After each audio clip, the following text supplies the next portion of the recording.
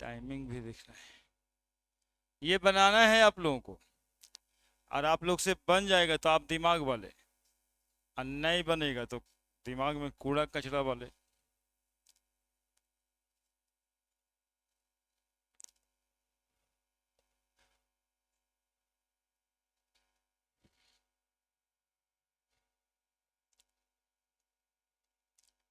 हैं? हाँ, हट हट तो भी किया है, लेकिन जब पढ़ रहे हैं तो उसी हिसाब से पढ़ रहे हैं ना, तो सिलेबस से हट गया।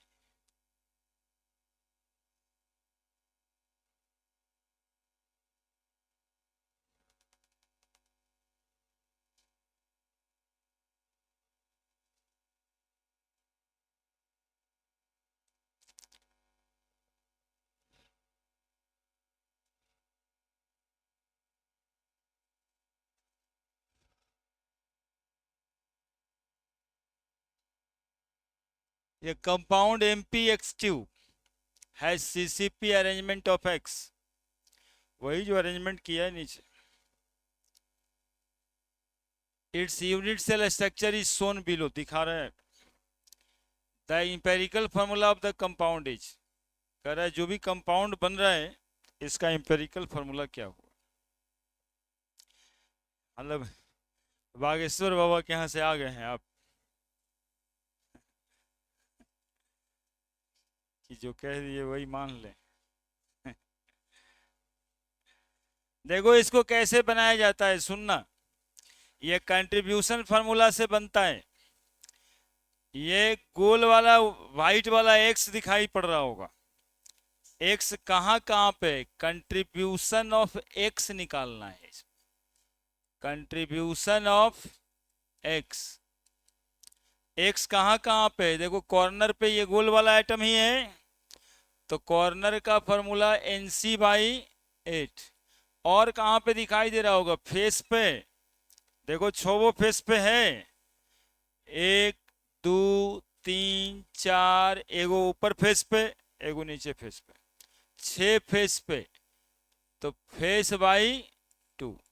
और गोल वाला कहीं है नहीं है, तो कॉर्नर पे 8 है /8, और फेस पे 6 है /2, सब मिला के 1 और 3, 4 एटम। इस यूनिट सेल में एक्स का कंट्रीब्यूशन है 4। अब कंट्रीब्यूशन ऑफ M निकालेंगे, कंट्रीब्यूशन ऑफ M।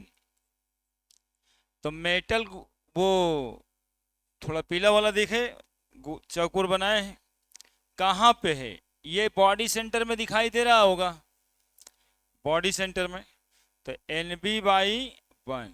और कहाँ दिखाई दे रहा है, एज पे, कै गो एज पे दिखाई दे रहा है, 1 2 3 4। कल बोलते समय यही बोले थे कि एज्यूम करा देगा कि आपको वो एटम एज पे भी है ना। तो एज पे जो रहता है उसका बाई कितना करते हैं, 4, तो 1/1 प्लस 4/4 कितना आया, 2। आने की यानी कि इस यूनिट सेल में, इस यूनिट सेल में M जो मेटल है वो है 2, और X जो है वो है 4। ठीक है, तो इंपेरिकल फॉर्मूला एक्चुअली में आयनिक सॉलिड का, सारे मॉलिक्यूल का, जो आप NaCl देखते हैं, NaCl देखते हैं, MgCl2 देखते हैं, ये सब का फॉर्मूला इसी कॉन्सेप्ट पे मिला हुआ है, यूनिट सेल का फॉर्मूला, कि एक यूनिट सेल में कितना सोडियम एटम, कितना क्लोरीन एटम, उसी से बना दिया है, एगो Na एगो Cl।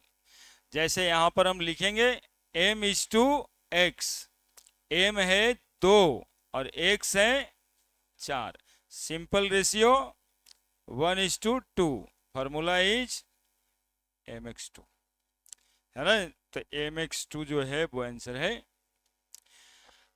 इसीलिए ना इधर इधर देखिए, समझ में आया बात, कैसे फॉर्मूला निकालना रहता है।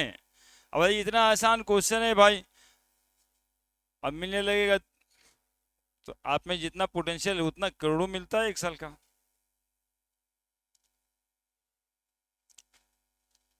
प्रॉब्लम कहाँ है, प्रॉब्लम यहीं पे है, देखिए आईटी एडवांस करने के बाद में इट में भी कि आप 1 करोड़ 2 करोड़ पर एनम कमाइए, और अभी बीए कीजिएगा, फिर बीएड कीजिएगा, फिर एसटीईटी कीजिएगा, फिर बीपीएससी कीजिएगा, तब जितना लाइफ काल होगा उसमें 2 करोड़ कमाइएगा। इसमें साल में 1 करोड़ कमा सकते हैं। ये डिफरेंसेस है, मेहनत उसी के लिए करना है, और वो भी कितना टफ है। समझ गए? ऐसे सवाल का नेचर समझ गए? एक्चुअली में अब कहते कि आएगा तो बनाइएगा, तो ऐसे नहीं करेगा तो बनाइएगा क्या? अब देखिए आपका अपना परिश्रम क्या, ये सब तो नहीं आता आज तक है। हाँ, वो डिफिनेशन रहता है, व्हाट इज क्रिस्टल लेटिस उसका तो यही सब रहता है।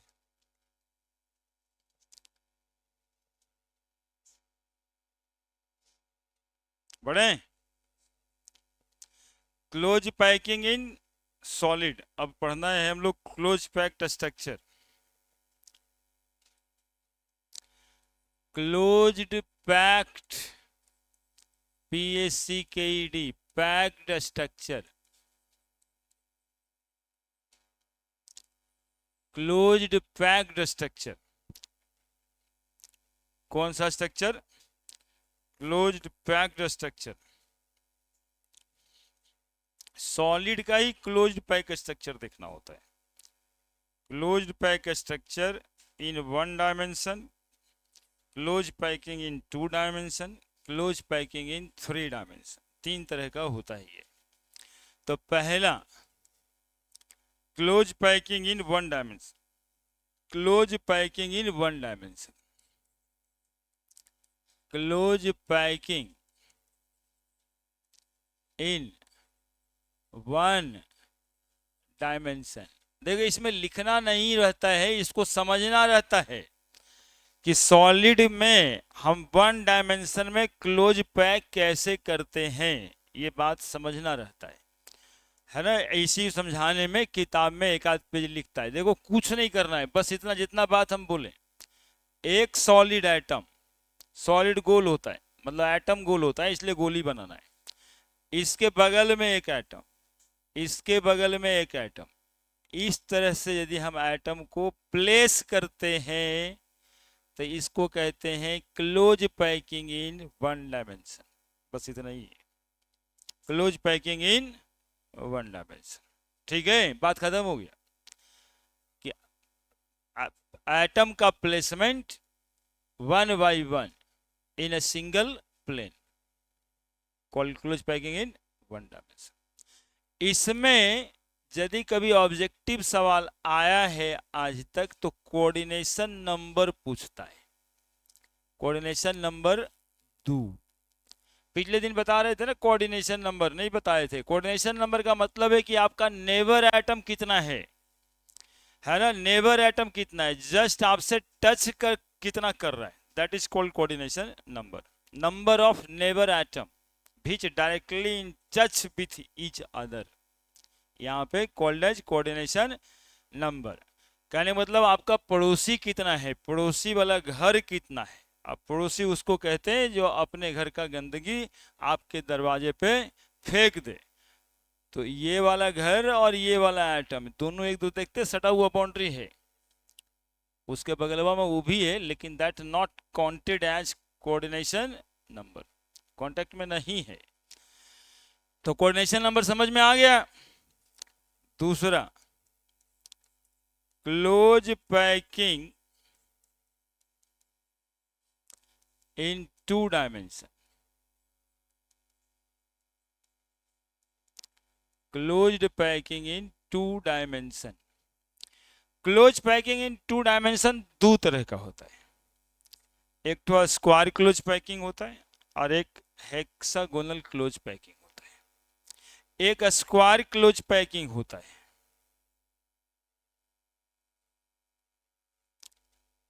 स्क्वायर क्लोज पैकिंग इन 2 डायमेंशन।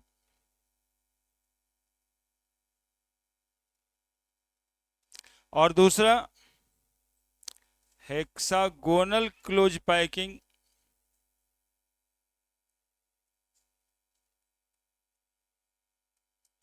इन 2 डायमेंशन, 2D लिख देते है ना। तो थोड़ा देखिएगा कैसे पैक करना है।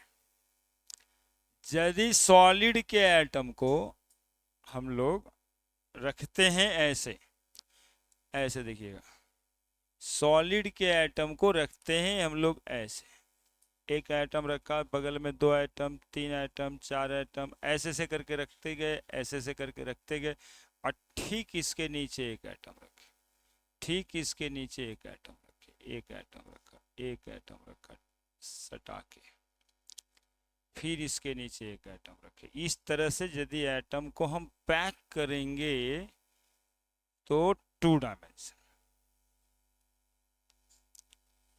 ये 2 डायमेंशन, ठीक है। कोऑर्डिनेशन नंबर के लिए यहां पर यदि इस एटम को हम देख लें तो 4 दिखाई पड़ रहा होगा। एक ई टच किया है ना, ई टच किया है, एक ई टच किया, एक ई टच किया और एक ई टच किया। तो इसका कोऑर्डिनेशन नंबर, ज़्यादातर कोऑर्डिनेशन नंबर ही पूछता है यदि कुछ पूछता है तो, ऐसे क्या पूछेगा, है ना। स्क्वायर क्लोज पैकिंग इन 2 डायमेंशन। हेक्सागोनल क्लोज पैकिंग इन 2 डायमेंशन में क्या होता है वो देखिएगा। एटम ऐसा पैक होना है, ऐसा पैक होना है,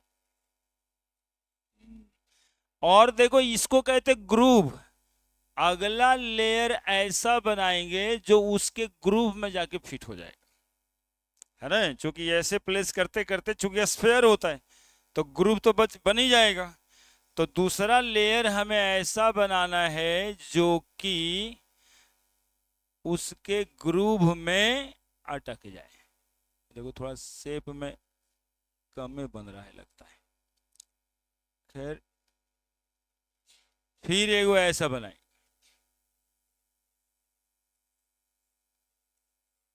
ऐसे, और फिर इसके बाद ऐसे उसके ग्रूव में चलाए। समझ रहे हैं, इसको बोलते हैं हेक्सागोनल क्लोज पैकिंग। इससे थोड़ा ज्यादा कॉम्पैक्ट होगा वो, इसमें थोड़ा ज्यादा फ्री स्पेस होगा, उसमें फ्री स्पेस थोड़ा कम होगा। और कोई एटम एक ठो को पकड़ लीजिए, यहाँ पे कोई एटम को पकड़ लीजिए और अगल बगल से एटम देखिएगा, अगल बगल से देखिएगा एटम, अगल बगल से देखिएगा तो आपको शायद 6 दिखाई पड़ रहा होगा क्या। एक atom, 2 atom, 3 atom, 4 atom, 5 atom, 6 atom, ऐसे करके हेक्सागोनल क्लोज पैक स्ट्रक्चर, ये 6 एटम, है ना। यहां पर तो सीधा सीधा 4 दिखाई दे रहा था, ऐसे स्क्वायर क्लोज पैकिंग स्ट्रक्चर, ठीक है। इसका कोऑर्डिनेशन नंबर है 6। आगे 2 क्लोज पैक और पढ़ाएंगे, अभी तुरंत देखेंगे। क्लोज पैकिंग इन 3 डायमेंशन, अल्टीमेट तो 3 डायमेंशनली पैक करना है।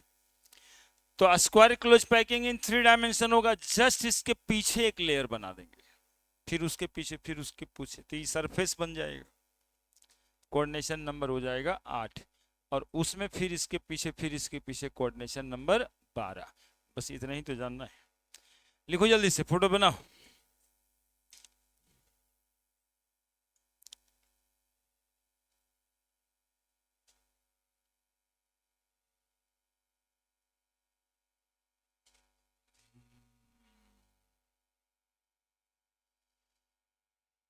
हम्म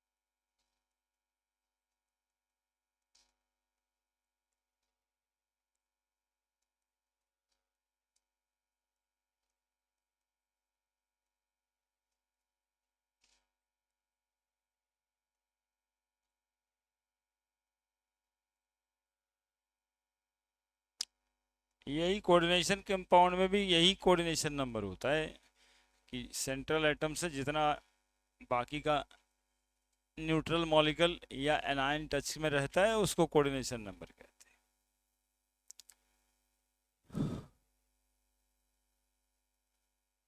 HCP लिखा रहेगा हेक्सागोनल क्लोज पैकिंग को, और CCP लिखा रहेगा स्क्वायर क्लोज पैकिंग, ना क्यूबिक क्लोज पैकिंग, वो भी SCP को ही लिखेंगे।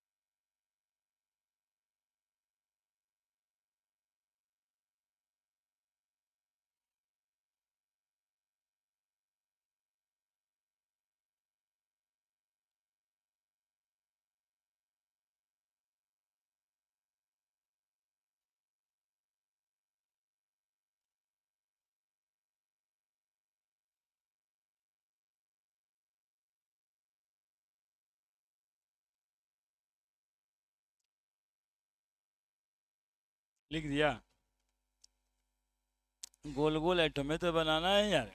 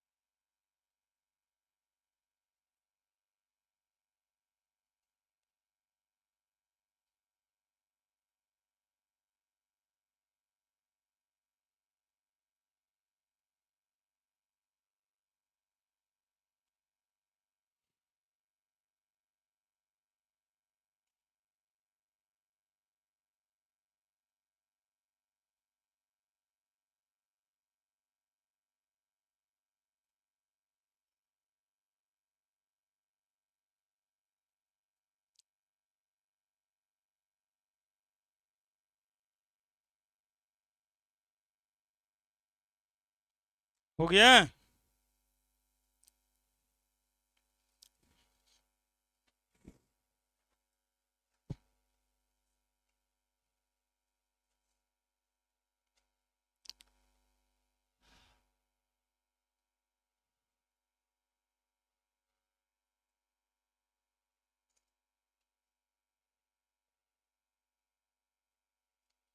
तीसरा, close packing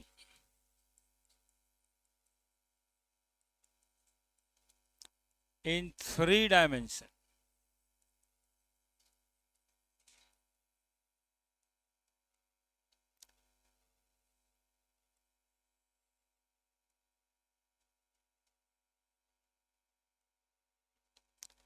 square close packing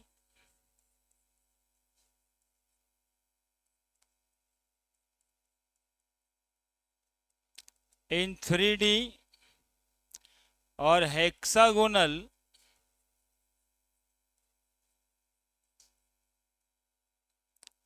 close packing इन 3D।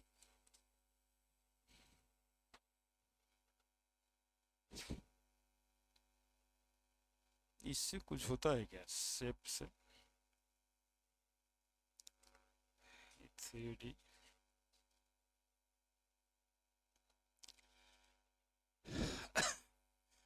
अपने से न बना रहे यार वही।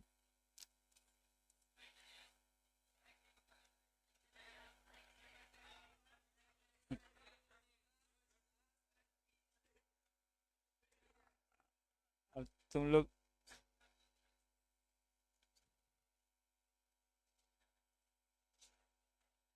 सीखे नहीं नहीं यार, समझ नहीं मिला, अब सीखेंगे।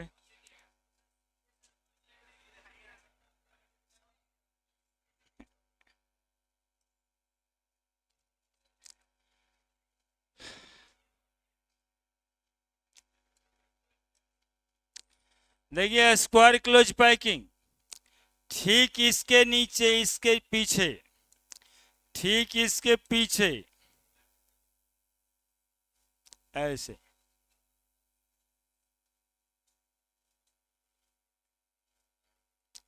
ठीक इसके पीछे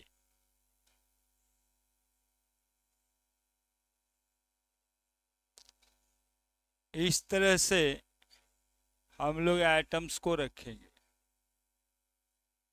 है ना। एक लेयर के पीछे एक लेयर दिखाई दे रहा होगा, ऐसे ऐसे रखा होगा। पीला वाला तो सरफेस है, पीला वाला तो सरफेस है, ये सरफेस हो जाए।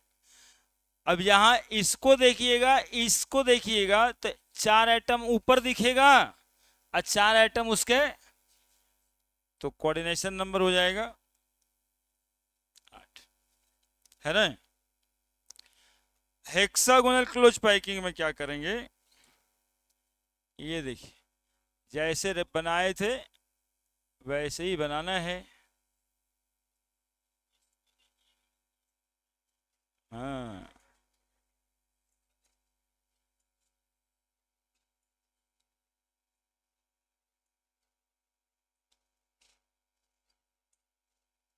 बाकी तो उसमें आप ही लोग अब कुछ करिएगा।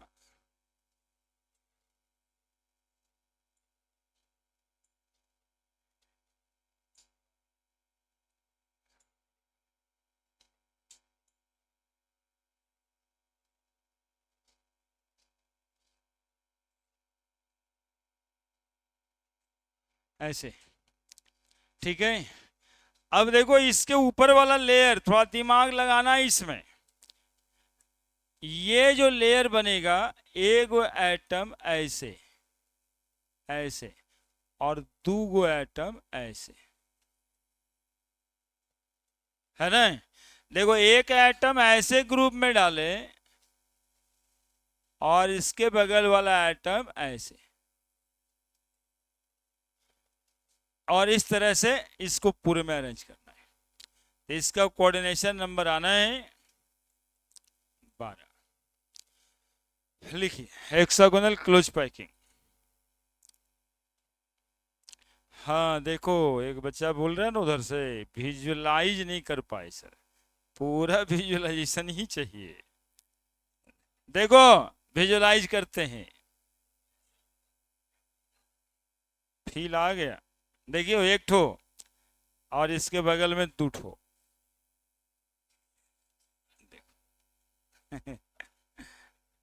कैसे नहीं फील आया।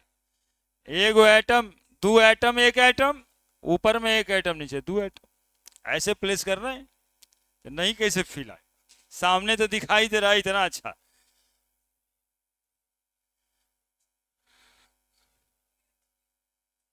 है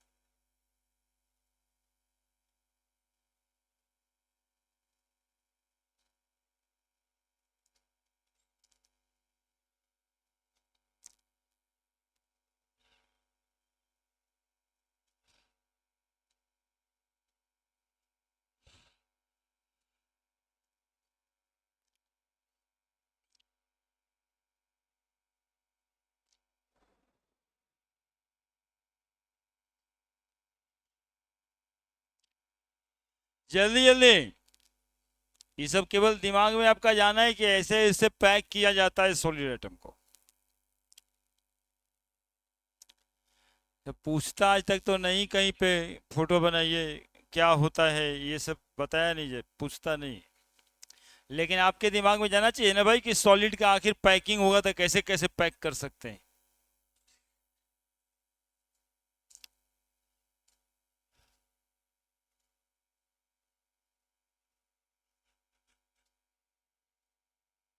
सबसे ज्यादा मैक्सिमम पैक कहां पे हुआ है? हेक्सागोनल क्लोज पैकिंग इन 3D, मैक्सिमम डेंसिटी यहीं पे होगा। इसको HCP भी कहते हैं बाबू, CCP भी कहते हैं। और आपके बोर्ड में जिसके लिए आप अभी परेशान हैं फिलहाल, ये पूछा गया सवाल है और पूछेगा भी कि HCP स्ट्रक्चर का कोऑर्डिनेशन नंबर क्या होता है ना? इसी को कहते हैं CCP, क्यूबिक क्लोज पैकिंग, है ना? उसको तो स्क्वायर क्लोज पैकिंग कहते हैं।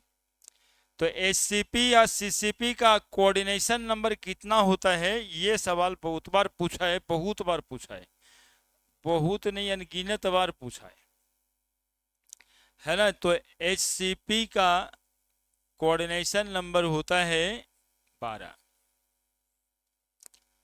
हेक्सागोनल क्लोज पैकिंग का कोऑर्डिनेशन नंबर 12 हो ना। CCP स्ट्रक्चर ही लिखा, मतलब जनरल सॉलिड बोल रहा है ना, तो आप समझना है कि 3D में ही, 2D और 1D जब रहेगा तो लिख के आएगा, है ना? खाली HCP स्ट्रक्चर लिखा हुआ है मतलब 3D लिखा हुआ है, क्योंकि जो भी सॉलिड पैक करने हैं हमें सब 3D में ही पैक होता है, ठीक है? हाँ, मार्बल उर्बल लगाते हैं जब घर में, इंजीनियरिंग में काम आएगा नहीं, कभी कभी काट के ऐसे ऐसे करके चाप के लगाया जाता है ताकि ज़्यादा ज़्यादा कॉम्पैक्ट हो, जल्दी हिले नहीं, तो उसमें 2 डायमेंशन देखते हैं लोग। बोलिए।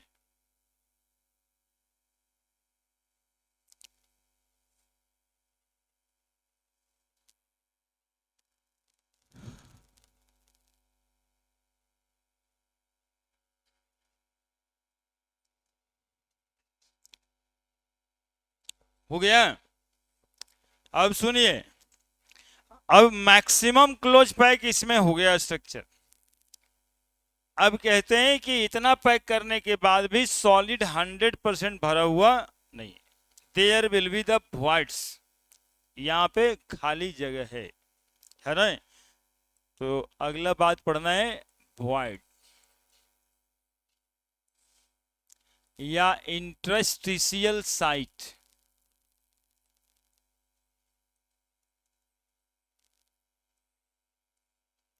Vacant space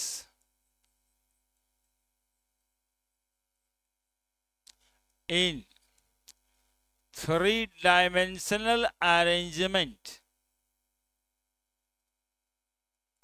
of solid called as interstitial site और voids। देखो voids दो तरह का होता है, void दो तरह का होता है।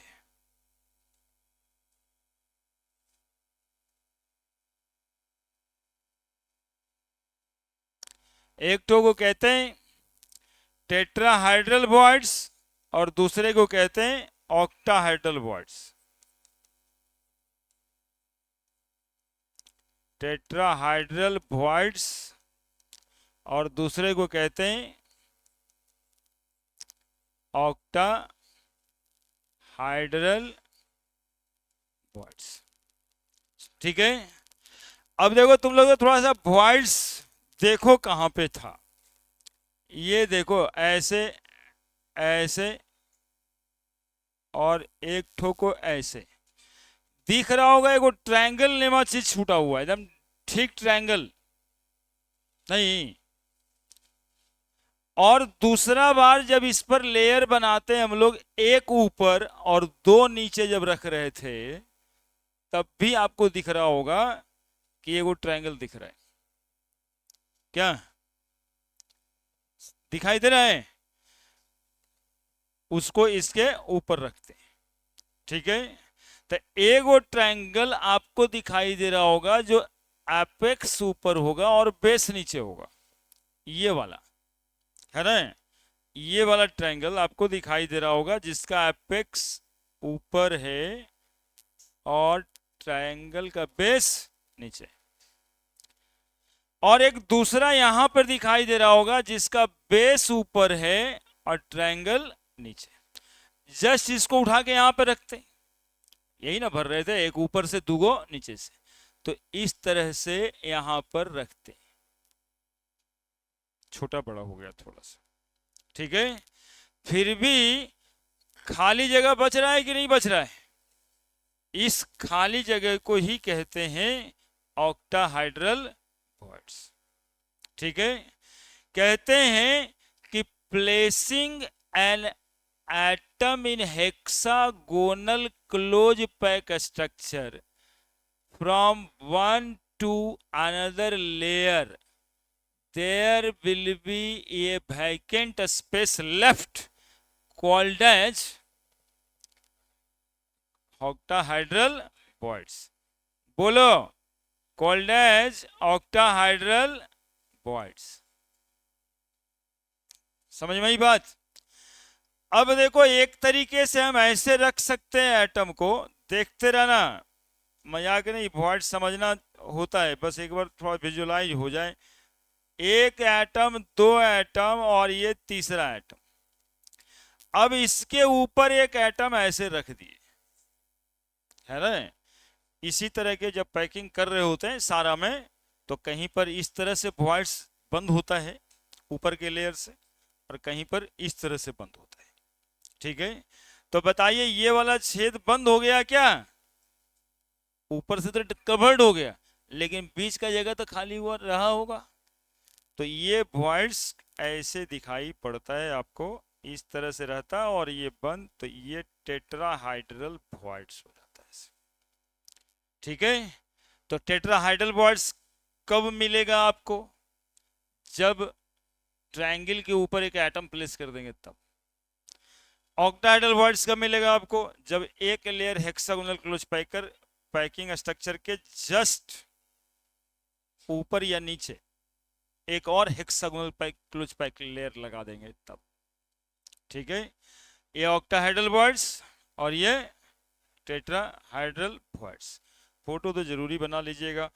टेट्राहाइड्रल बॉन्ड्स और ऑक्टाहाइड्रल बॉन्ड्स कब जनरेट होता है, ये फोटो से समझ में आ जाएगा, है ना। Placing an atom over the bonds of single layer hexagonal close pack structure create tetrahedral bonds. Placing a layer of hexagonal close pack structure over one another create octahedral bonds, है ना। और थोड़ा आपके एनसीईआरटी की किताब में भी लिखा होगा जगह जगह पे, यहाँ पर इसको यदि घर में फुर्सत मिले तो देख लीजिएगा, टी और ओ लिखा हुआ है। टी का मतलब टेट्राहाइड्रल बॉन्ड से, और जहां जहां ओ है मतलब ऑक्टाहाइड्रल बॉन्ड्स। जब एक लेयर दूसरे लेयर पे रखते हैं, टेट्राहाइड्रल बॉन्ड्स और ऑक्टाहाइड्रल बॉन्ड्स जनरेट होता है।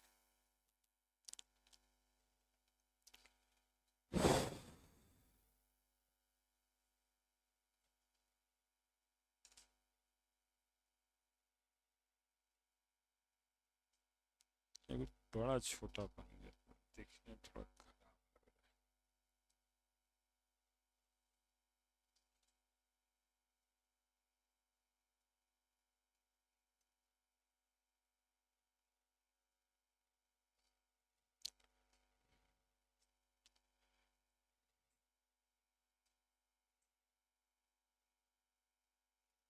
आजकल कितना वेब सीरीज बनता है ना, तो इस तरह का सैंबल लगा के रखता है ना, कि कहानी है लेकिन कहानी में छेद है।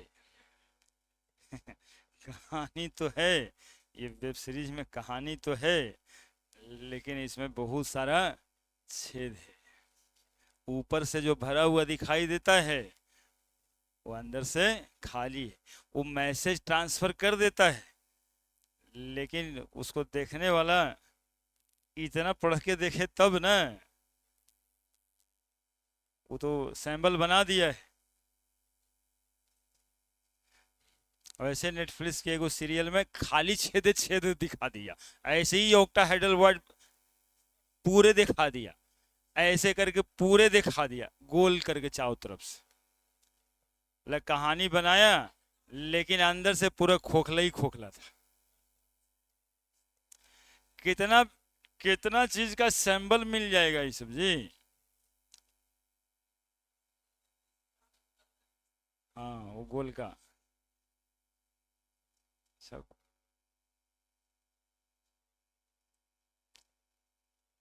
वो तो पुतरू नहीं है ना, अभी क्या मर गया, वो बच गया, वो गोली चला दिया फटी ये ऑनलाइन गेम किल करके। अभी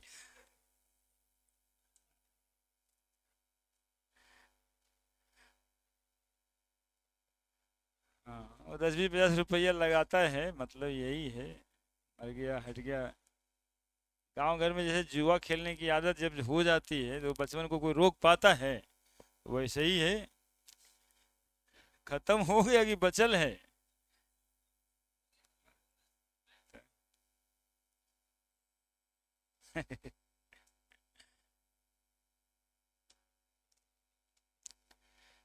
टेंशन में काहे लगी? सब सब हो जाए।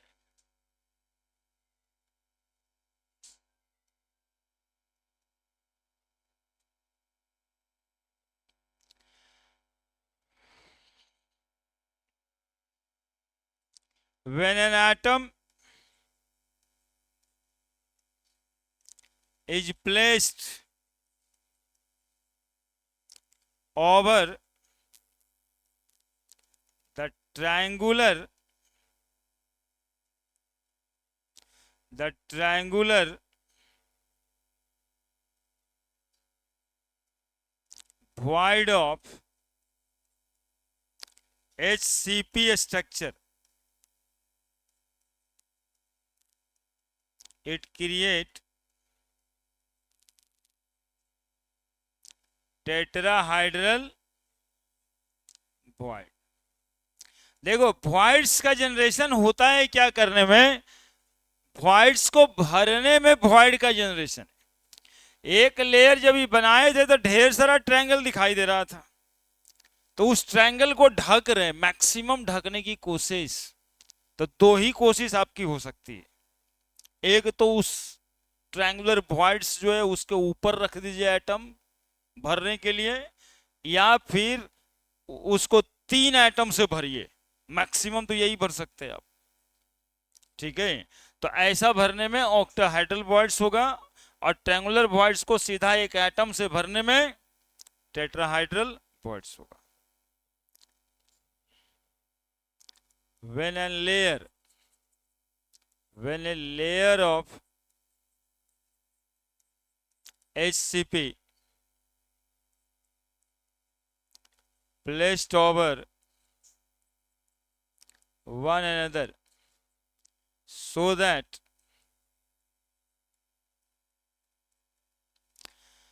so that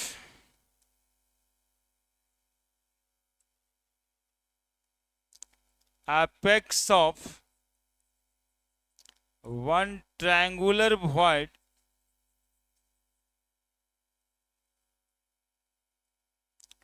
just overlap on the when a layer of HCP placed over one atom when a layer of HCP placed over another layer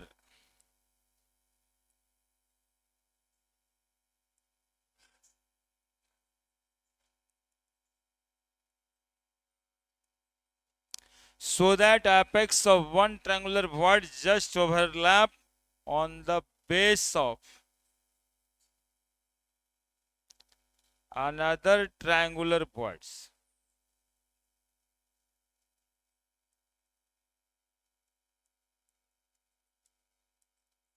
It create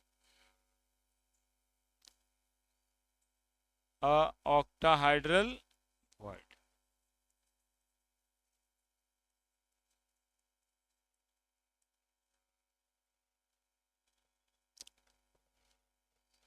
अरे शांति से पढ़ो नहीं यार, गाय कुछ कुछ करते रहता है।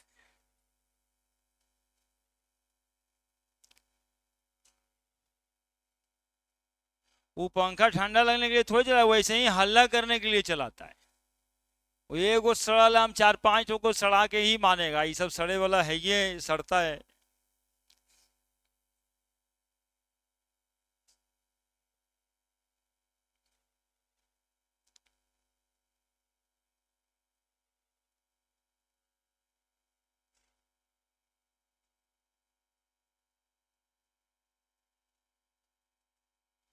यदि फोटो से क्लियर होगा, बातें याद नहीं करनी पड़ेगी कि ऑक्टाहेड्रल वर्ड्स क्या होता है और टेट्राहेड्रल वर्ड्स क्या होता है। यदि ट्रायंगुलर वॉइड के ऊपर में एक और ट्रायंगल रख दिया जाएगा जिसका अपेक्स बेस के साथ ओवरलैप करेगा,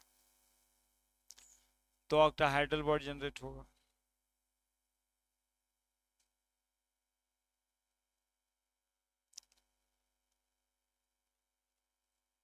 जल्दी।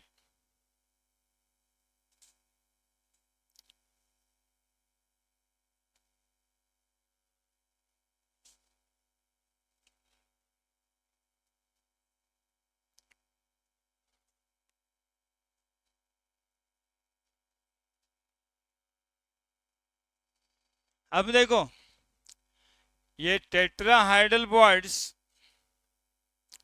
ये टेट्राहाइड्रल वर्ड्स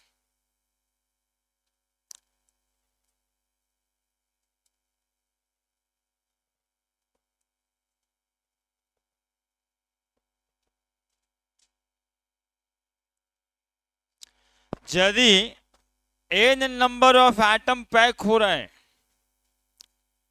मतलब समझने के लिए ऐसे समझना है कि एक सॉलिड में 100 एटम हम पैक कर रहे हैं एचसीपी स्ट्रक्चर से। कितना एटम, कितना एटम, तो कितना टेट्राहाइड्रल वॉइड्स जनरेट होगा, ये बात कर रहे है ना।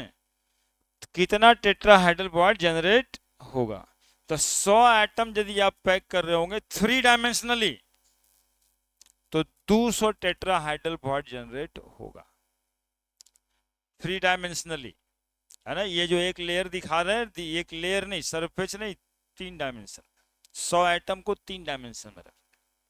तो कहने का मतलब है कि let the number of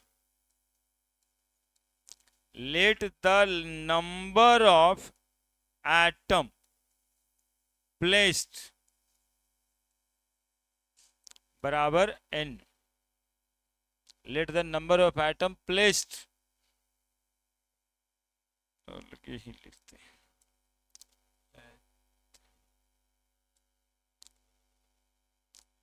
let the number of atom placed, let the number of atom placed, अलग कर देते हैं, let the number of atom forming 3D solid या एचसीपी लैटिस बराबर n। ठीक है, कितना नंबर ऑफ एटम से बन रहा है एचसीपी लैटिस, तो इसमें total number of tetrahedral void generated, tetrahedral voids generated बराबर 2n। और total number of octahedral voids generated बराबर n, है ना। यदि n नंबर से कोई सॉलिड बन रहा है तो उसमें टेट्राहाइड्रल बॉन्ड की संख्या होगी 2n और ऑक्टाहाइड्रल बॉन्ड्स होगा n। अब इसको एक क्वेश्चन के माध्यम से समझो। Let SCP lattice consist from 0.5 mole of an atom, ठीक है। Then calculate the number of tetrahedral void in it to number of octahedral void in it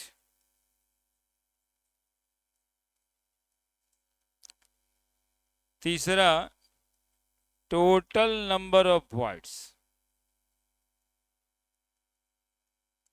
इस तरह का सवाल जल्दी लिखो।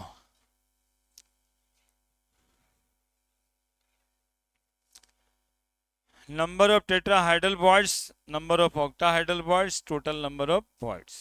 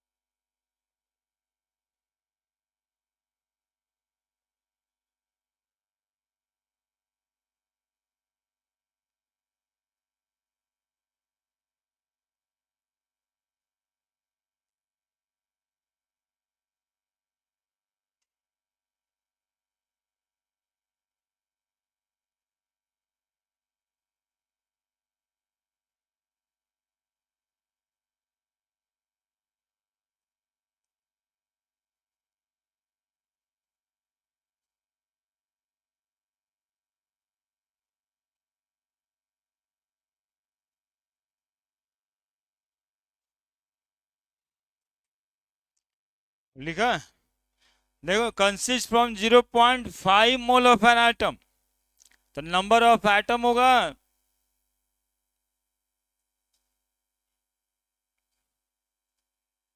n0 के बराबर होगा। नहीं,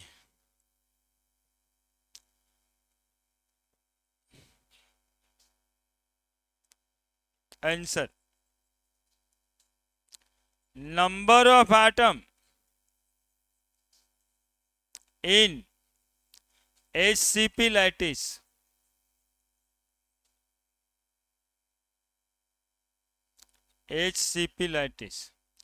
बराबर 0.5 into Avogadro number n0 6.022 into 10⁻23। चूंकि नंबर पूछ रहा है तो मोल में जवाब देना उचित नहीं होगा। तो number of tetrahedral voids, number of tetrahedral void बराबर हम लोग पढ़े हैं 2n, तो 2 into 0.5n0 is equal to 1n0 यानी एक एवोगाड्रो नंबर के बराबर, यानी 6.022 इंटू 10⁻23 यानी एवोगाड्रो नंबर के बराबर इसमें T भी होगा, tetrahedral voids. Number of octahedral voids पढ़े हम लोग कि जितना n होगा उतना ही होगा, यानी 0.5 n nought, that is equal to 0.5 n nought, और b कैन राइट 3 इंटू 011 लिख देना, इंटू 10⁻23 OV, ऑक्टाहेड्रल वर्ड्स। क्या अब पूछ रहा था टोटल नंबर ऑफ वर्ड्स, तो दोनों जोड़ के, क्योंकि सॉलिड में ऑक्टाहाइड्रल वर्ड जहां होगा वहां पे टेट्राहाइड्रल वर्ड भी तो होगा ही, तो टोटल नंबर ऑफ वर्ड्स जो है, टोटल नंबर ऑफ वर्ड्स बराबर 2 into 0.5 n naught plus 0.5 n naught, 1.5 n naught आ रहा होगा,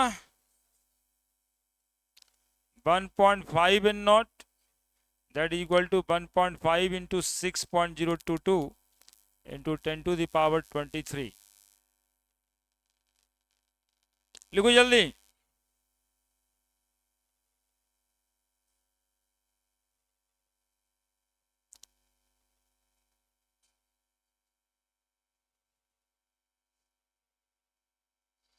क्या हो रहा है?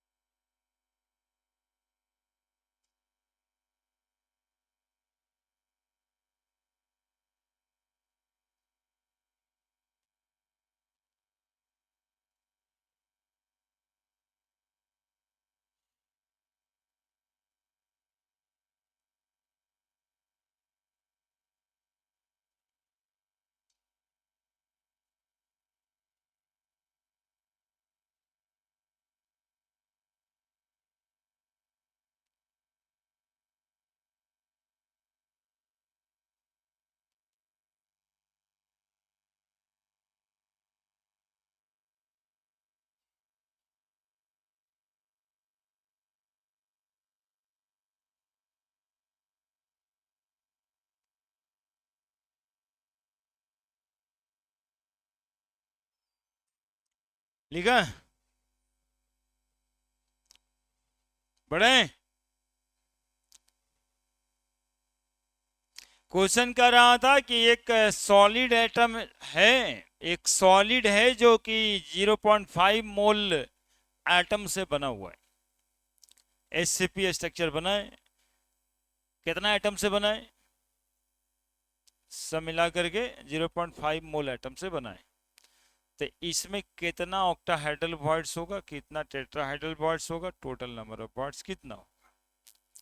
तो हम लोग को ये पता था कि जितना नंबर ऑफ एटम से सॉलिड बनता है उसका 2 गुना टेट्राहाइड्रल बॉन्ड्स होता है उसमें, और उसका 1 गुना जितना है उतना ही ऑक्टाहाइड्रल बॉन्ड्स क्रिएट होता है। ठीक है, तो निकाल दिए नंबर ऑफ टेट्राहाइड्रल बॉन्ड्स 2 गुना उतना हो गया, ऑक्टाहाइड्रल बॉन्ड जितना था उतना ही रहा, टोटल नंबर ऑफ बॉन्ड्स में दोनों को जोड़ दिया।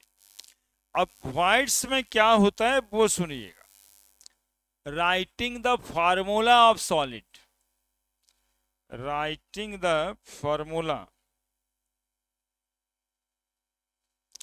अगला टॉपिक है writing the formula of solid. सुनते रहिएगा ध्यान से इस बात को। देखिए, अब कोई आयनिक सॉलिड में कैटायन और एनायन दो चीज होता है। जनरली कैटायन का साइज छोटा होता है और एनायन का साइज बड़ा होता है। एनायन जनरली सॉलिड बनाता है, यानी स्फीयर में एनायंस होते हैं, और चूंकि कैटायन का साइज छोटा होता है तो वो वॉइड्स में भी ऑक्यूपाइड कर जाता है। जरूरी नहीं कि 100% वॉइड्स में वो कैटायन भर जाए, कभी कभी आधा में भर जाता है, कभी 2/3 भर जाता है, कभी 3/4 भर जाता है। तो अब ये सवाल पूछता है कि ऐसा सॉलिड जिसका एनायन फलना है और कैटायन जो है उसके ऑक्टाहेड्रल बॉन्ड्स में घुस गया है, तो बताइए इस सॉलिड का फॉर्मूला क्या होगा। तो एक बात यही लिखना और उसको क्वेश्चन से बताना है कि writing the formula of solid, generally ionic solid consist from anions and cation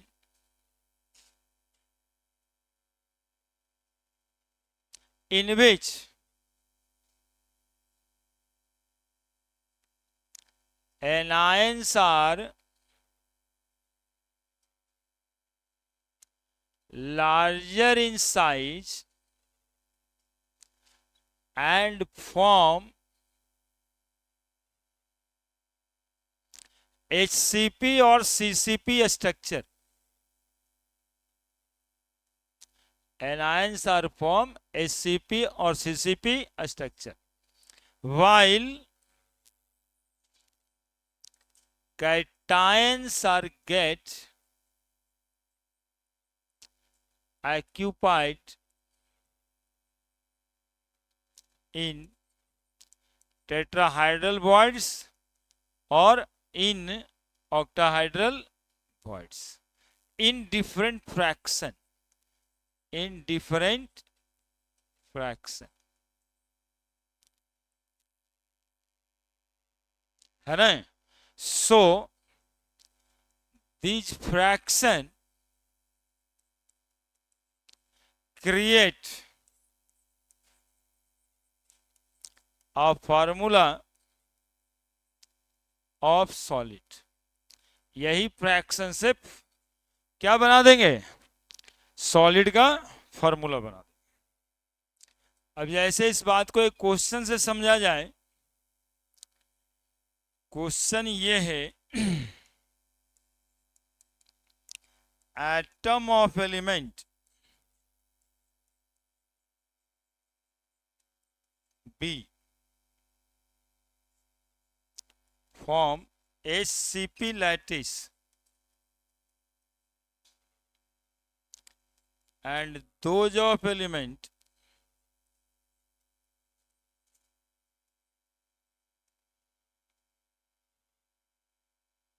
A occupy 2/3 of tetrahedral voids. What is the formula of the compound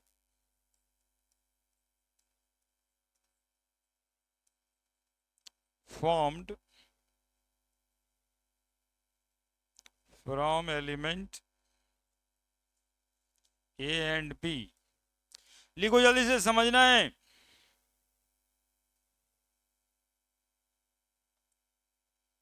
एक कचर कचर काहे करता रहता है, लिखेगा तब ना।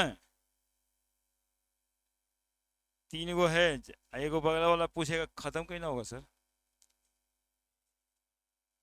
अरे शुरू हुआ नहीं कि खत्म कहीं ना होगा, खत्म होते होते एगो बगल वाला क्या कहेगा, गाँव चल जाएगा वो।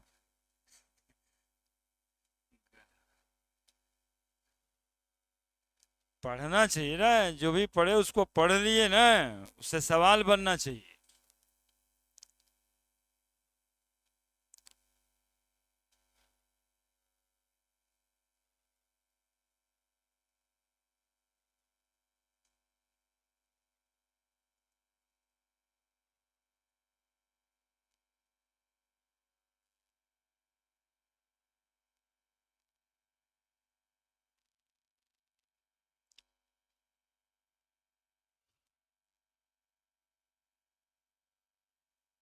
देखो इस टॉपिक से सवाल भी रहता है आईटी के लेवल तक, और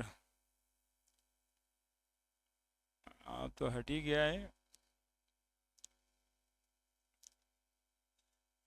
कितना मुस्कुरा रहा है, पढ़वा करके हटवा रहा है।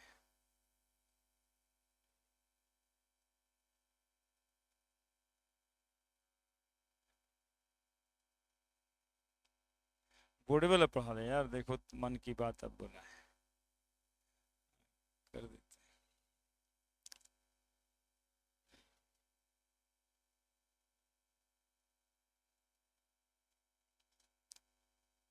आई थिंक कि बोर्डो में नहीं आएगा, लेकिन है क्या कि डर तो भी है बचपन को, पैनिक मोड में तो है। हाँ, अब बिहार रोड में तो 50% का जो प्रॉब्लम है ना, इससे आ भी सकता है, चूंकि उसके पास जवाब है कि हम तो 50% कहते हैं बनाना। चूंकि उनका सिलेबस प्रिस्क्राइब तो रहता है, केवल एनसीईआरटी ना लिखल रहता है कि स्ट्रिक्टली फॉलो एनसीईआरटी सिलेबस। अपना सिलेबस तो देते नहीं है, सिलेबस की जगह पे लिखा बी स्ट्रिक्टली फॉलो एनसीईआरटी। एनसीईआरटी की तब्बे में सब गायब है, तो फिर आएगा कैसे? तो तुम लोग पैनिक मोड में है कि यदि आ गया तो फिर यदि आ गया और हमारे जैसा आदमी खड़ा है तो हम छोड़ देंगे? अरे आ गया तो हम देख लेते हैं, हम छोड़ कैसे दें? कैसे 70 में 35 बनाना है? अब इधर से आएगा सवाल तो छोड़ देंगे क्या? ये करे पहले बनाएंगे, ये शुरू में रहता है। यदि आएगा ना तो शुरू के 5 क्वेश्चन ये रहेगा, उसका क्वेश्चन का सीक्वेंस बहुत किताबे के जैसा रहता है, जैसे जैसे चैप्टर है वैसे वैसे क्वेश्चन। तो शुरू में तुम्हारा मूड खराब कर देता ना, इसलिए हमको लगा ना पढ़ा ही देते हैं कि समझा बुझा करके क्या फायदा है। यदि आ ही गया और बन ही गया जाएगा, इस सबसे श्योर शॉर्ट क्वेश्चन बनता है। देखो देखो ये भी बहुत आसान है, थोड़ा सा कॉम्प्लिकेशन सोचने में शुरुआत में लगता है, लेकिन सोच लीजिएगा तो आसान है। सुनोगे, हमारी बात सुनो, ए सब सुनो हमारी बात। एन एलिमेंट, देखो सवाल समझते हैं पहले। Atom of element B form SCP lattice, यानी बी एटम बनाया है सॉलिड। यानी ई जो बनाते ना बाबू, अभी बना रहे थे ना एसीपी बना, इसमें इसमें घुसा घुसा के बना दिए थे ना, ऐसे ऐसे ऐसे ऐसे ऐसे बना दिए ना। तो ये सब जो एटम जो है ना, इसके ऊपर फिर ऐसे ऐसे बना दिए ना, ऐसे ऐसे बना दिए थे, ऐसे ऐसे बना दिए थे, सब भर दिए, 3 डायमेंशनली भर दिए। तो ये एटम जो है ना वो बी है, सब के सब, ठीक है। और ऐसा भरने में ही ना वॉइड जनरेट हुआ था, ऑक्टाहाइड्रल बॉयड और टेट्राहाइड्रल बॉयड। जितना एटम ही हुआ, ऐसे करके भरते भरते जितना एटम ही भरे, जितना एटम ही भरे उतना से दोगुना टेट्राहाइड्रल बॉयड्स हो गया, और उसके बराबर ही ऑक्टाहाइड्रल बॉयड्स। यही तो पढ़ाई किए। ये कह रहा है atom of element B form SCP lattice, जितना एटम अभी बनाए सब बी है। And those of element A occupy 2/3 of tetrahedral voids. अब इस सॉलिड में जो टेट्राहाइड्रल बॉन्ड जनरेट हुआ है, इस सॉलिड में जो टेट्राहाइड्रल बॉन्ड्स जनरेट हुआ है, यहां पे जो ब्लैक बोर्ड का ब्लैक कलर दिखाई दे रहा होगा, ब्लैक कलर दिखाई दे रहा होगा, ये टेट्राहाइड्रल बॉन्ड्स में कौन एलिमेंट घुस गया? ए। कितना घुस गया? 2/3 ही घुसा, पूरा में ना घुसा। तो what is the formula of compound of element A B? सवाल समझा क्या लिख रहा है? पूरा सॉलिड किसका? बी का। और जितना उसमें छेद हुआ था उसमें से 2/3 भर गया ए। तो नंबर ऑफ एटम बी कितना होगा, नंबर ऑफ एटम ए कितना होगा, रेशियो निकाल देंगे, फार्मूला मिल जाएगा। क्या? तो बताओ नंबर, सुनोगे पहले लिखते रहे थे हम, आप बताता हैं। Number of atom of B है ना, लेट कर लेते हैं। Number of atom of B बराबर N, then number of atom, number of tetrahedral bond form बराबर कितना बोलो? 2n। तो number of atom of A बराबर कितना? 2/3 ना भरा था जी, सब मिला के टेट्राहाइड्रल बॉन्ड कितना था? तो 2n था। तो उस 2n में कितना भरा था? 2/3। 2/3 गुना 2n, तो कितना आया 4n/3। यानी atom A is to B, atom A है 4n/3 और एटम बी है n। डिवाइड कर दीजिए सबको n से, 4/3 इज टू 1। क्या, अब मल्टीप्लाई कर दीजिए 3 से, a is to B 4/3 is to 1। दोनों को मल्टीप्लाई कर दिए 3 से, तो 4 3 गया 4 बच गया, और ये कितना बच गया। देन फॉर्मूला इज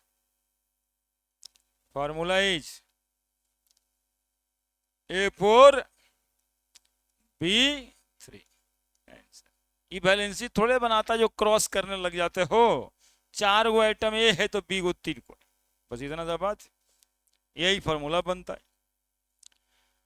अब इसको तुम लोग टफ मान लो, आसान मान लो, जैसा मान लो, लेकिन आज तो बना दो। अब इस पर जोड़ देते, यदि आईटी में रहता तो इस पर एक आध क्लास हम खींच सकते थे। कभी कभी इस एनसीईआरटी में नहीं है, लेकिन कहीं कहीं पे सवाल आता है कि सॉलिड बना दिए और एगो कोई एक्सिस से एगो रड घुस दी, ऐसा घुसाए रड कि एक एक्सिस पे जितना टेट्राहाइड्रल बॉन्ड्स था उसका सब एटम निकल गया। अब बताइए कि कितना फार्मूला होगा। ये सब सवाल होता था इसमें, पूरा आधा आधा पेज में,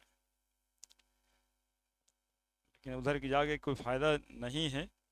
ये भी आ जाए, काम हो जाए, मेरा मेहनत हो जाए सफल।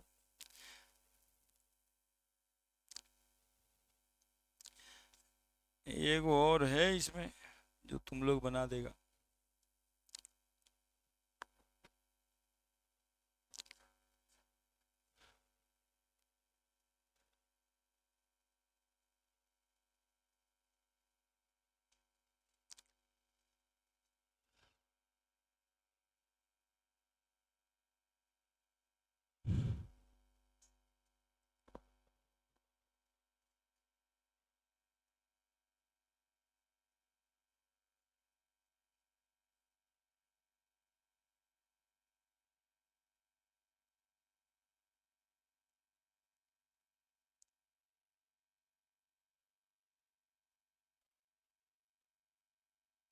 पी ब्लॉक एलिमेंट का टाइम टीटीएस में 6 से 8 के लिए बताए हैं, ट्यूजडे से शायद हो जाए।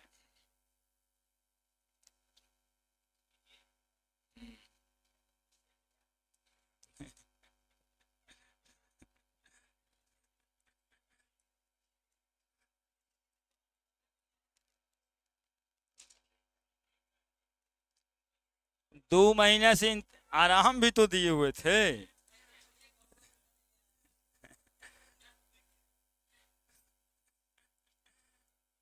2 2.5 महीना से हम पढ़ा रहे थे तुम लोग को। तुम लोग कहा ये सब तो आएबे नहीं करेगा भाई, तो जब आएगा नहीं।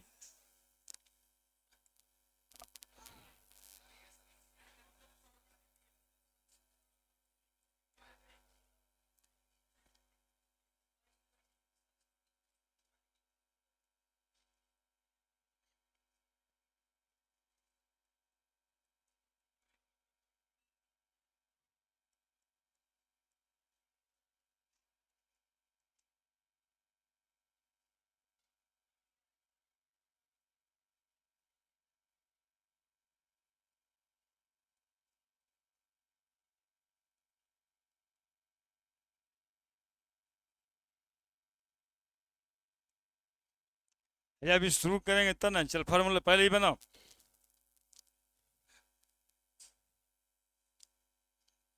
2 से 8 कहाँ है, तुम लोग तो ऐसे ही बदनाम करने पे लगा रहता है। कल तो 4 ही से 6 पड़ता है ना, 2 से 4 कहाँ है। 4 से 6 ही है ना जी। अभी 2 से 4 है, तो आज थोड़े ना 6 से 8 है, कल ना है, कल वाले चले हैं। आज है टीटीएस है, तो आज वाले में MWF में रहना है, तो MEWF में शायद संभव है। अजय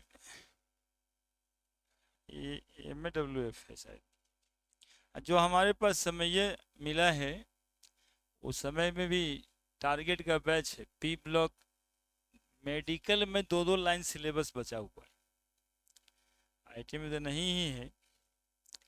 मेडिकल में दो दो लाइन सिलेबस बचा हुआ है, हाँ कुछ कुछ बचा हुआ है।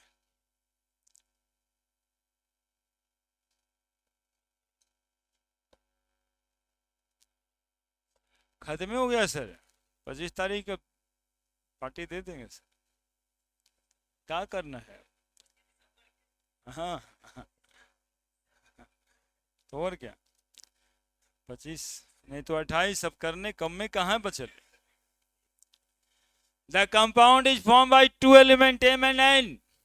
The element N forms CCP and atom of M occupy 1/3 of tetrahedral bonds. ठीक तो है, आंसर बताया। M और N दो एलिमेंट है, एलिमेंट N फॉर्म CCP, ये बनाया है CCP, पूरा ये होगा। लेट द नंबर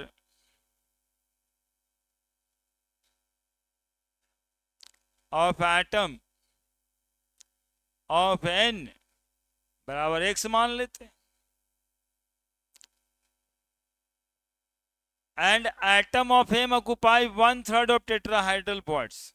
तो इसमें number of tetrahedral bond generate कितना होगा, 2x, जिसमें नंबर ऑफ एटम M का भरेगा कितना, तो लिख रहा है 1/3 ऑफ टेट्राहाइड्रल बॉन्ड, तो 1/3 गुना कितना 2x, तो 2x बाई 3। क्या क्या दिक्कत है बताओ।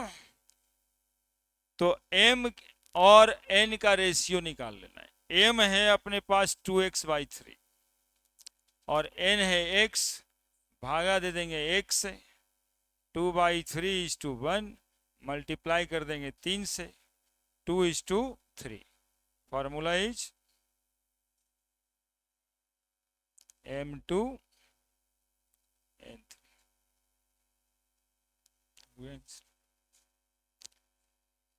चलिए बॉन्ड्स का काम खत्म।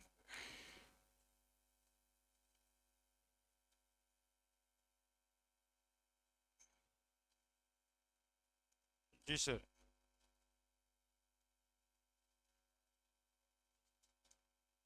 आए क्या लिख सकते हैं, नहीं उल्टा पुल्टा नहीं लिखिएगा सर, क्योंकि जो सॉलिड बनाएगा पहले लिख दिए थे ना कि एनायंस होगा वो, अब वाट्स में जाएगा वो मेटल होगा, कैटायंस होगा। तो फॉर्मूला लिखने में कैटायन पहले लिखते हैं, एनायन बाद में लिखते हैं, इसलिए उल्टा पुल्टा नहीं लिखिएगा।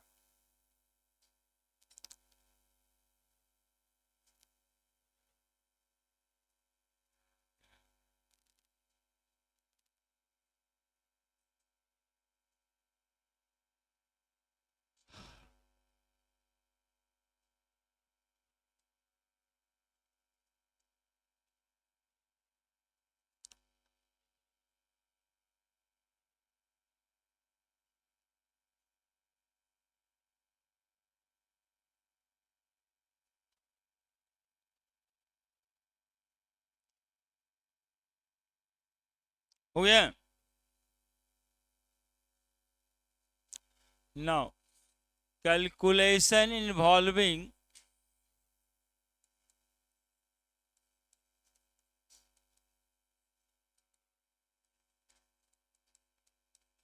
Unit cell dimension.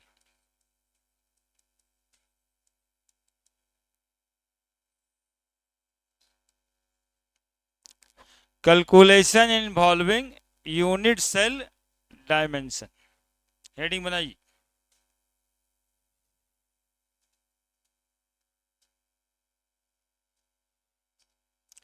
है ना, इसको कहते हैं डेंसिटी कैलकुलेट करना है, और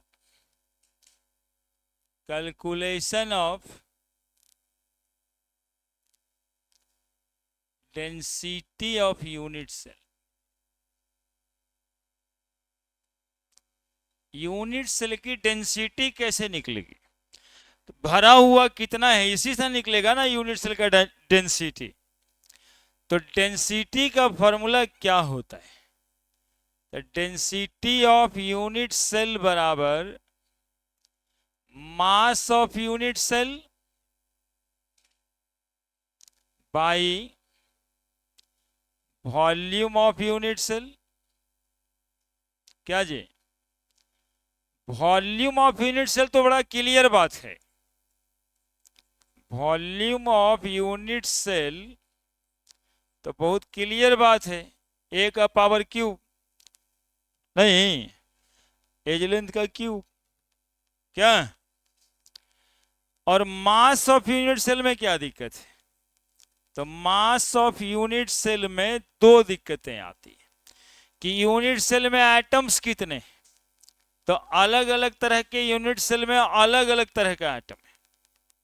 नहीं, सिंपल क्यूबिक क्रिस्टल में एक गो एटम है, फेस सेंटर्ड वाले में 4 एटम है, और बॉडी सेंटर्ड वाले में 2 एटम। तो अलग अलग यूनिट सेल में अलग अलग नंबर ऑफ एटम्स है। तो mass of unit cell calculation करने के लिए क्या करना पड़ेगा? Let the number of atom in unit cell बराबर Z.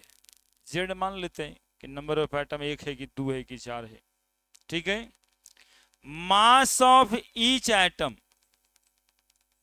Mass of each atom बराबर m। ये भी लेट ही कर दी है ना, मास ऑफ ईच एटम बराबर m। तो बताओ मास ऑफ यूनिट सेल कितना निकल के आया? Then mass of unit cell बराबर मास ऑफ यूनिट सेल बराबर, अरे एक एटम का मास है m और नंबर है z, तो z इंटू एम नहीं हो गया क्या? क्या? z into M, number of atom है z और मास हो गया m, तो मास ऑफ यूनिट सेल हो गया z इंटू एम। अब देखिए एक मोल से इसको रिलेट करेंगे, तो mass of since mass of 1 mole atom या n नॉट एटम बराबर मॉलिक्यूलर मास होता है कि नहीं जी? कोई भी एटम, कॉपर सिल्वर गोल्ड, कुछ भी एटम जिसका सॉलिड होगा उसका 1 मोल एटम का मास कितना होगा? मॉलिक्यूलर मास के बराबर। तो let n nought atom has mass equal to, बड़ा वाला m लिख दे मॉलिक्यूलर मास के लिए, तो एक atom has mass equal to बड़ा वाला m और नीचे n नॉट। लिखेंगे कि नहीं लिखेंगे? और एक एटम का मास हम कितना माने हुए हैं? एक एटम का मास z है, तो सिंस लिख दें m is equal to m by n not.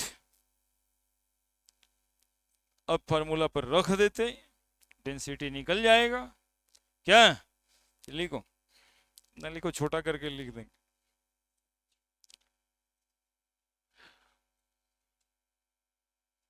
ये प्रूव करने आता है आपको, हाँ ये प्रूव करने आता है। ये देखिएगा 2 नंबर या 3 नंबर में लिखा रहेगा, कैलकुलेट यूनिट सेल डायमेंशन या density formula of unit cell. How you calculate density of unit cell, यही बात बनाना होगा उसमें कि how you calculate density of unit cell. तो है तो बहुत कुछ है नहीं, थोड़ा दिमाग को कंसंट्रेट करेगा तो बूझ ही जाएगा, इतना ही में तो बात हुआ है। अरे डेंसिटी मास बाई वॉल्यूम होता ही होता है हर बार, वॉल्यूम एक क्यू हो ही जाएगा तो मास करा। तो यूनिट सेल चूंकि अलग अलग तरह का होता है, तो नंबर ऑफ एटम अलग अलग रहता है। तो एक बार मान लेना है कि नंबर ऑफ एटम उसमें है Z और एक एटम का मास है M, तो यूनिट सेल का मास हो जाएगा Z इंटू M। और इस M जो अननोन क्वांटिटी है उसको मॉलिक्यूलर मास में कन्वर्ट करना था हमको, तो हम मोल कंसेप्ट लगाएंगे कि एक मोल एटम का मास मॉलिक्यूलर मास के बराबर होता है, जिसमें एक मोल में N नॉट एटम होता है। तो N नॉट एटम का मास मॉलिक्यूलर मास के बराबर, तो एक एटम का मास कितना के बराबर, तो M बटा N नॉट। और एक एटम का मास ही तो लिए हुए थे, एक एटम का मास ही तो लिए हुए थे। बड़ी चिंता में रहता है तुम लोग तो हमेशा से यही चाहा है कि ऐसा हो जाए कि फिर से सर को पढ़ावे पड़े 1.5 घंटा बाद। लेकिन सरस्वती माँ का कृपा है ना, कि हम लोग 20 साल से लगातार डटे और डटे हुए। ठीक है,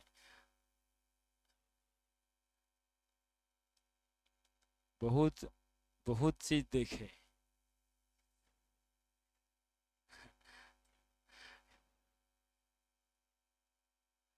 ऐसे ऐसे बच्चा को गांजा पी के लुघड़ते देखे। एक बार क्या किया, चार गो बच्चा पी के धूत पूरा गांजा चढ़ा लिया। 9 बजे रात में, अब संजोग से बैठे हुए थे, यहाँ पर नहीं थे, उस ऑफिस में थे। अब बोला सर, बोले हाँ यार बताओ, बोला आज से सोच लिया पढ़ेंगे सर, आप हमको पढ़ा दीजिएगा। बोले काहे नहीं यार, क्या बात करते हो, चल अभी चल। तुम लोग सोचा नहीं होगा, क्लासरूम में बैठ के 12:30 1 बजे तक पढ़ाए सबको, उसके बाद में सब झुक के गिरने लगा, हम कि अब सूतने देते हैं। अब फिर भोरे मिलेंगे। अब भोरे जब तक हम आए तो उठ के भाग गया था सब।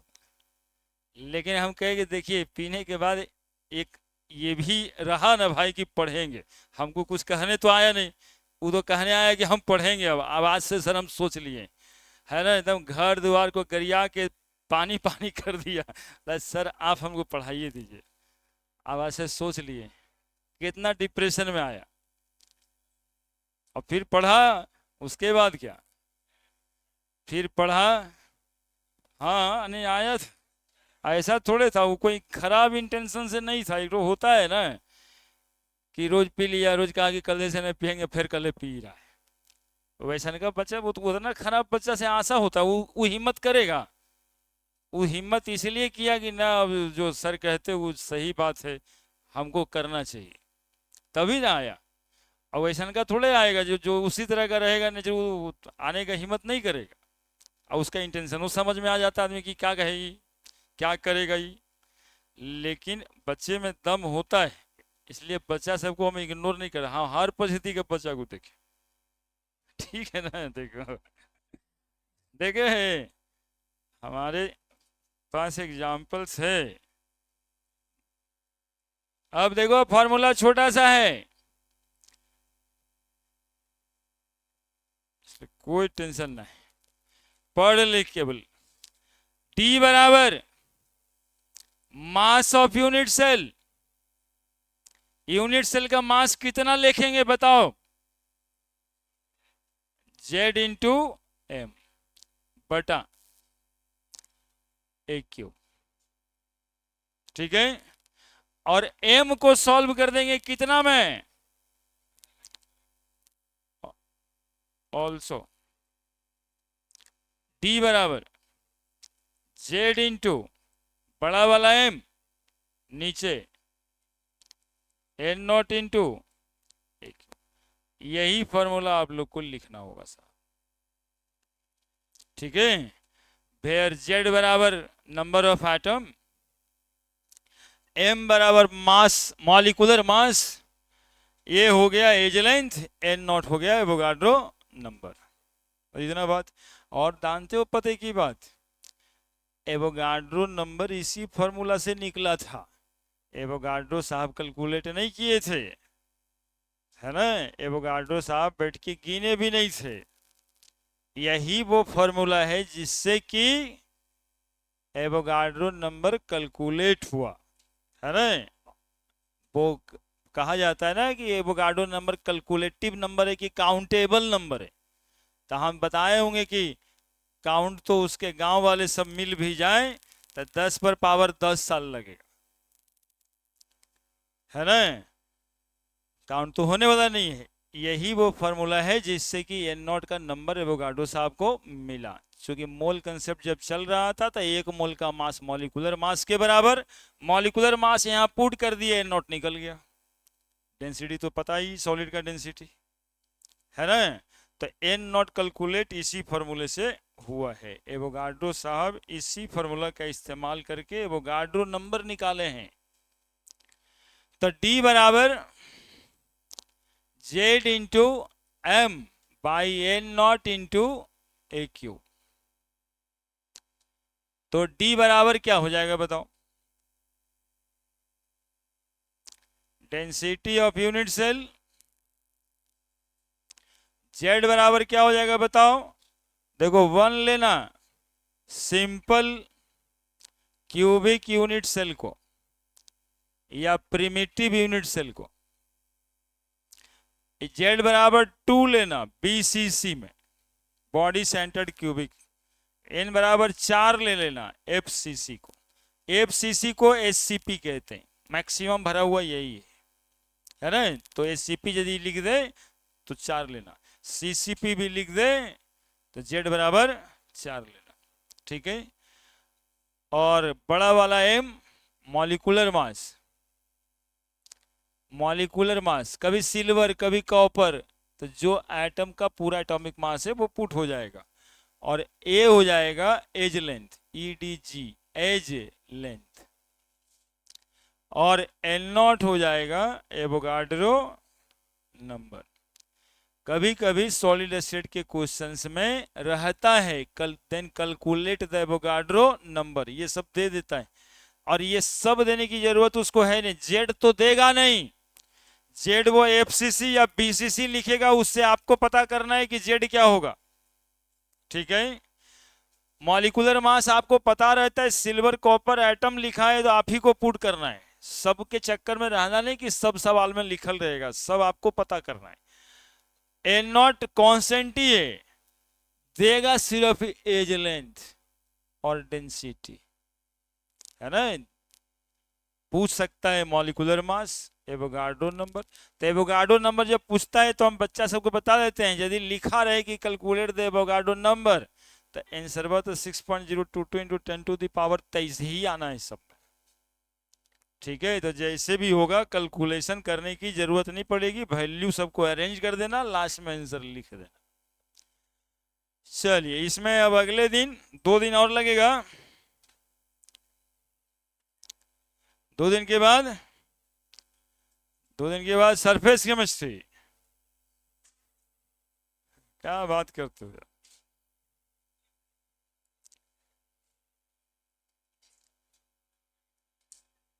अब हम क्या करें?